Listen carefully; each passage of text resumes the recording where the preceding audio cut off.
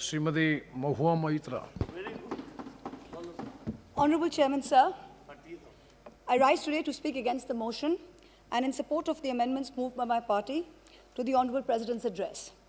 Far too many of our fellow citizens today languish in jail or bear the burden of judicial and police harassment simply for asking questions of this government or choosing to voice an opinion on the state of affairs in our country. So I, as a parliamentarian, garbed in parliamentary privilege, now choose to use this platform that the people have given me to ask the questions that the people want to ask and to give voice to their thoughts, so that this government may know that arresting, attacking, and repressing voices will not hold.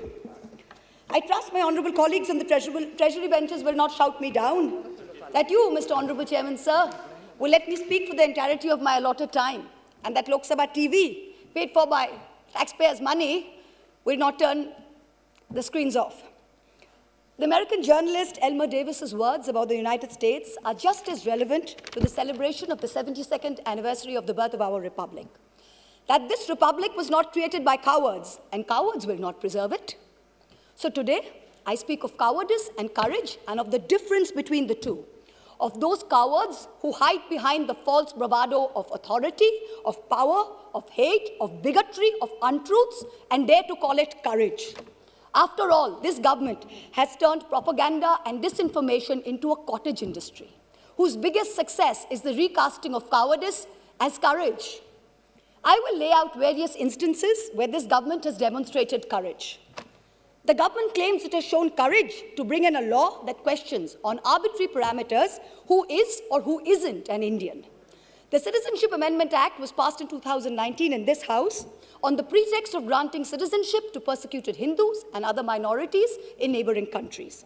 At the same time, it threw into an abyss of insecurity millions of Indians who had been living in this land for generations. But the rules by which this act will be implemented were not yet prepared by December 2020, according to the Ministry of Home Affairs. The deadline has yet again been extended till April 2020. If indeed this government cares so much for those persecuted in neighboring countries, why does it miss deadline after deadline to notify these rules? And meanwhile, very many of us have mustered the courage to tell the government, "Kagaz nahi dikhayenge." Trying to exert central influence over Shantiniketan, Tagore's haven, is not enough to change your colors. Only a small portion of Jana Gana Mana was adopted as our national anthem. I urge the government to read the rest of it. Maybe it will help you understand Tagore, as you call him, and Bengal a little better.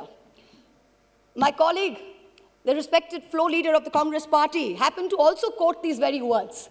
But I think repeating them over and over again would do our nation some good. অহরহ তব আহ্বান প্রচারিত শুনিতব উদার বাণী হিন্দু বৌদ্ধ শিখ জৈন পারসিক মুসলমান ও খ্রিস্টানি পূরব পশ্চিম আসে তব সিংহাসন পাশে গাহে প্রেমহার হয় গাথা জনগণ ঐক্য বিধায়ক জয় হে Hail unity, hail religious diversity. The courage to make India, the world's greatest democracy, into a virtual police state whereby a single dubious complaint, both an eminent member of this House as well as one of India's most veteran journalists, is charged with sedition. The courage to try and take over every state government by hook or by crook, whether you have won the popular mandate or not. You claimed you were wedded to constructive cooperation and cooperative federalism. Instead of partnering with state governments, you try and muscle them out at every opportunity.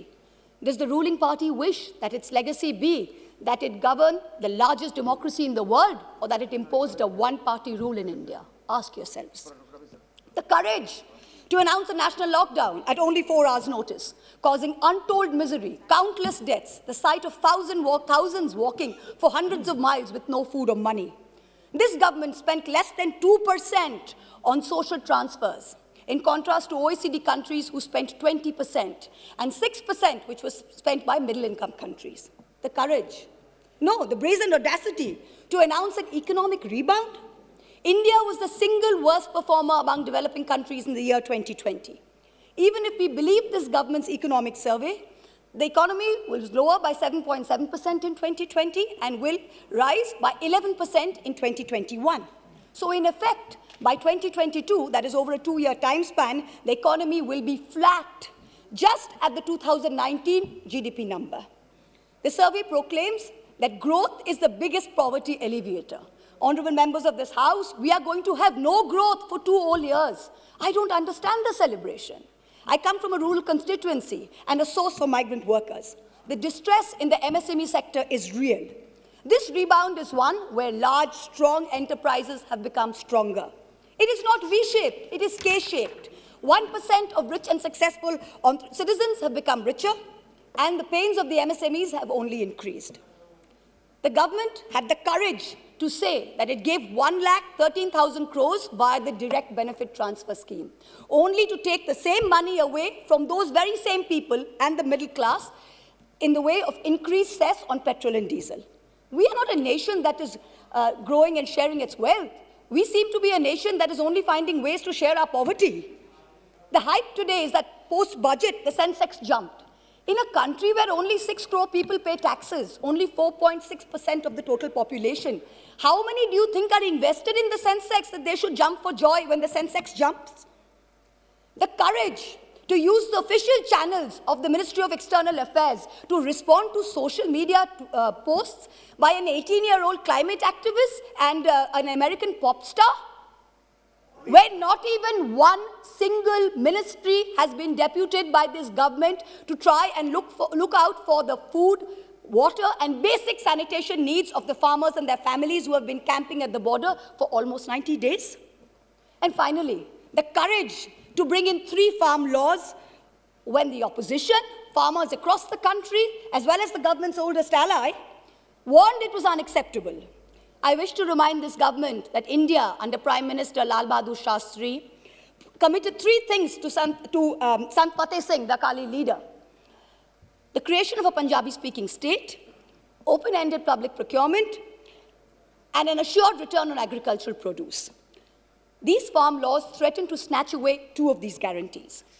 These laws were arrived at without consensus, tabled without scrutiny, and rammed down this nation's throat with the brute force of the Treasury benches. They have firmly established this government's motto of brutality over morality. And everyone else in this country has been portrayed as a coward or a terrorist, from the farmers to the students to the old ladies of Shaheen Bagh. You say you have courage. You claim you have done so many things that no other government before you has done. Yes, that is true. In true fascist fashion, you have made every act of pettiness, of vengeance, of hate, of bigotry a part of your narrative of courage. The reason no one has done it before you is not because no one had the courage, but simply because it was not the right thing to do. Has that thought ever struck you? And India's tragedy today is not just that her government has failed her, but that her other democratic pillars, the media and the judiciary, have failed her too. Lord Hayne, the Labour peer, said in the House of Lords, what is the point of being a member of Parliament, either in the Commons or in the Lords, if you don't discharge your responsibilities? And, where appropriate, use the privileges that you have in order to promote justice and liberty. So today, like a true child of Bengal, I will stand here and be courageous. Trust me, Mr. Balu, we have not lost the fighting spirit. Even though the government spin factories will later portray it as cowardice or even plagiarism, I will lay out a few home truths by using my parliamentary privilege that guards me from charges of sedition and contempt for anything I say in this House. And Mr. Law Minister, sir, if you're present on the premises, with all due respect, this time you have neither the right to shut me up nor to try and get my words expunged from the record. The sacred cow that was the judiciary is no longer sacred.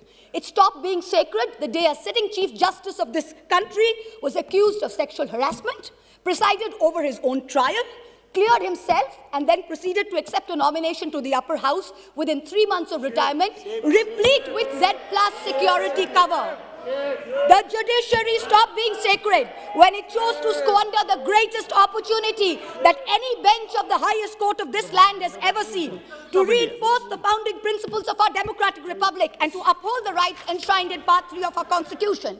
One second, please. Please, Mo. He cannot discuss in the House. Please, you wait. And Nishikant Dubey is a point of order. The minister is on his legs. Please, 1 second, please. Yes, Minister. 352(5). 352 point of order, 352(5). Yes. Premchandra ji. She cannot discuss. 352(5). the Chief ये Justice, the कहता है, conduct sir, of the Chief Justice of India Let the minister. here, without giving the prior notice and approval of your chair.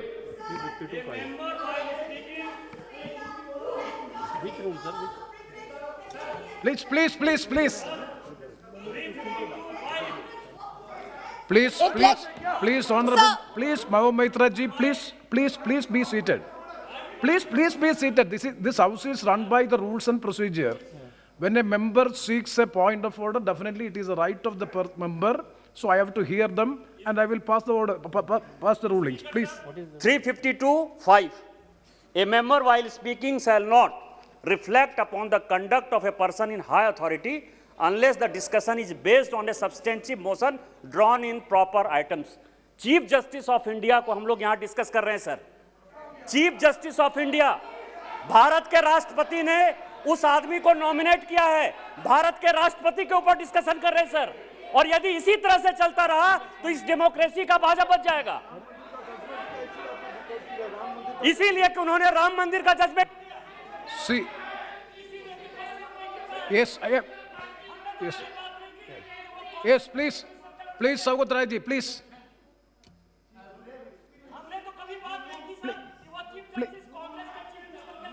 Please.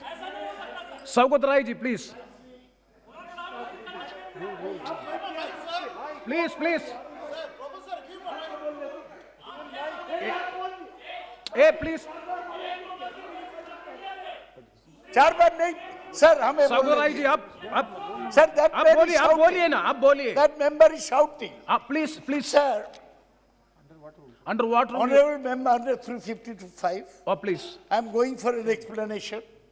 When the honorable member Mahua Moitra spoke, she did not refer to any person by name. She did not mention anyone. And what? Hey, Meghwal ji, aap kuch nahi samajhte, baithiye. Number 2, she referred to a person who was the Chief Justice. If that man would be Chief Justice now, no mention could be made against him excepting by way of impeachment or accepting by a substantive motion. That man is a retired Chief Justice. He is not a man in high authority, and his name has not been mentioned. Not one word of what Mahua said should be expunged. I appeal to your good sense, sir, and your fair play and justice, Yes. that don't Yes, let please. this lady be stifled by the minions of this ruling party. Yes, Honorable Minister. मैं ये कह रहा था chairman साहब, ये जो माननीय सदस्य बोल रही थी, इसने सेक्सुअल हरेसमेंट का आरोप लगाया चीफ जस्टिस ऑफ इंडिया पे। ये हमारे लिए शर्म की बात नहीं है, और इस हाउस में हम डिस्कस कर रहे हैं, और सौगत राय जैसे आदमी इसको डिफेंड कर रहे हैं। ये Yes, इतने yes. विद्वान आदमी इनको डिफेंड कर रहे हैं। ये तो शेमफुल एक्टिविटी है। आप चीफ जस्टिस ऑफ इंडिया पे सेक्सुअल हरेसमेंट का आरोप लगा रहे हैं openly. Mahbub Maitra ji, please. It is the one second, one misconduct of second. the member. Let me- It is the misconduct of the member. Let me pass the observation of the chair. We will go through the proceedings. If anything, it is affecting the higher authority and anything which is unparliamentary, definitely it will be looked into and it will be corrected. Please try to avoid such observations. No, sir. Sir, it is extremely important that I not only not avoid, please, sir. It is very important that I not only not avoid them, but I bring them up, because I did not accuse the honorable gentleman of sexual harassment. Please. Somebody else did. A trial happened which he presided over. Number one, let me put it on record. I did not. It is a matter of great shame that someone sitting in the Chief Justice of India's chair, to which he had been appointed by the President of India, was accused of such a horrible act. I did not do it.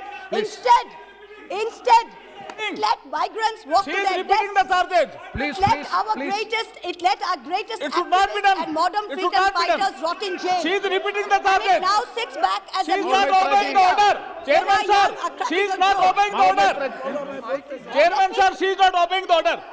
Again Maitra she is ji, repeating. See, anything objectionable will not be there on the records. Please. Sir, Yes. sir, Obeying the order of the chair also. No, anything She is again repeating the same charges against the Chief Justice of India. Sir, Please, is it please. on? Sir, I have already, excuse me, sir. please, Mao Maitra ji, please be Excuse seated. me, sir. Please. Sir, you are welcome. Sir, Hardy. Mao Maitra ji, Hello. you have already made your observation. Yes, sir. Please, Let please, me please continue have, with my speech. Please Let have the me- patience. Please let- have the patience to Yes, hear the sir. chair, please. Yes, sir. Please, Let me please. continue. See, the matter is there is. Let me continue my speech, No, sir. please, please, Mr. you Chairman, please sir. wait. Thank Don't- you. don't be so Instead, What, madam? the judiciary stopped being sacred when it chose to squander the greatest opportunity Wonderful. that Yes. any bench of the highest court of this Mao land Maitra has ji, ever Mao seen. Maitra ji, please address to the chair. Please hear the chair. Please be seated. Please be seated for 1 second. See, the matter, yes, 352-5. 356. I'm calling 356. Yes, 356. The Speaker, after having called the attention of the House to the conduct of a member who persists in irrelevance or in tedious repetition, either in own arguments or the arguments used by other members in debate, may direct that member of discontinue the speech. Again, he is repeating, sir. Yes. आपके observation के बाद again he is repeating. Nishikant Dubey ji, wait. Nishikant Dubey ji, we have already disposed of the issue. Yeah. See, if anything objectionable to the higher authority regarding the Chief Justice, any allegation is there, please. Definitely the chair will go through, please. The chair will go through the proceedings. If anything is objectionable, definitely it will be expensed. Yes, please continue and please don't repeat it.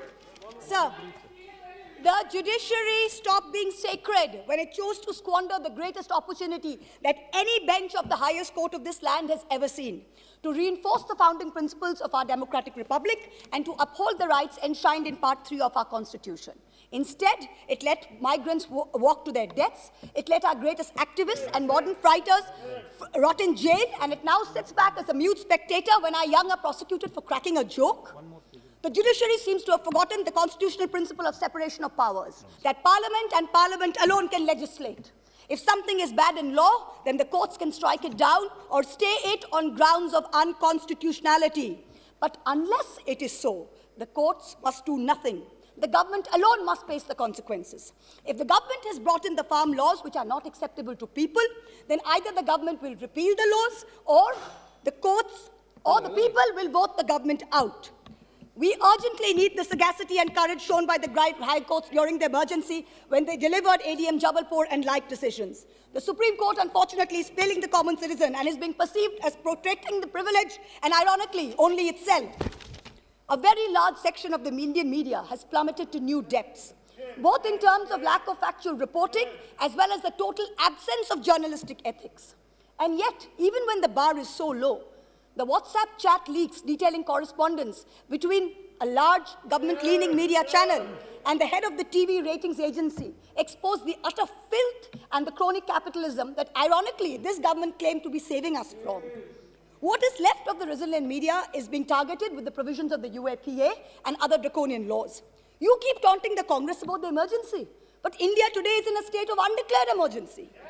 But the government has miscalculated. There is a fundamental difference between cowardice and courage. The coward is brave only when armed with power and authority. The truly courageous can fight even when unarmed. Do not forget this. Do not forget this when you tell the authorities in Ghaziabad to clear the protest site overnight with the help of the police and the bureaucracy. You are not being courageous. You're a coward wielding power. The truly brave came in droves from villages wielding nothing but the belief that their cause is just. Only They one were speaker? propelled. One speaker. They were propelled by the spontaneous tears of their leader, not by the force of their water cannons.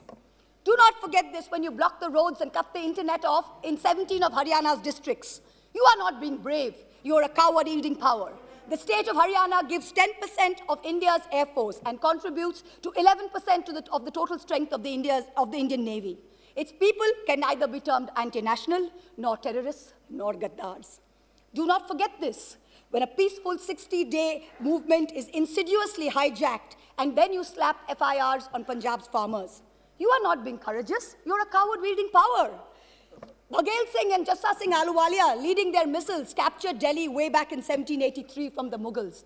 Their descendants do not lead a lesson in courage from those who captured Delhi only in 2014. Tagore, in his poem, Bondi Bir, the Captive Warrior, an ode to Sardar Banda Singh Bahadur, wrote, Eshe sheshe ekdin, jibon mrittu pai bhritto, chitto bhabonahin, eshe sheshe ekdin. That momentous day has arrived. In the 125th year of Subhash Chandra Bose's birth, the central government has made every attempt to hijack Netaji's legacy and weave it into their own fake, narrow narrative of courage. But this nation needs to know that Netaji had two clarion calls, both embodiments of his courage and his spirit. One was the salutation, Jai Hind. Today, this government has replaced this national greeting with a narrow religious chant that it uses as a war cry to heckle, to bully, and to always remind the minority about who's in charge. Netaji's second call was Delhi Chalo, Chalo Delhi. This government falls over itself to pay lip service to Netaji. But in truth, you block the borders in Singhu, in Ghazipur, in Tikri with walls and spikes for all those who actually want to come to Delhi to tell you that much like Subhash Chandra Bose, they too will not accept any halfway house. Netaji told us never to lose faith in the destiny of India, and it is not India's destiny to be ruled by cowards. The time has come for us Please all to show conclude. courage. Please conclude. गिरते हैं शहसवार मैदान जंग में, वो तिफल क्या गिरे जो घुटनों के बल चले? Repeal or nothing. Thank you.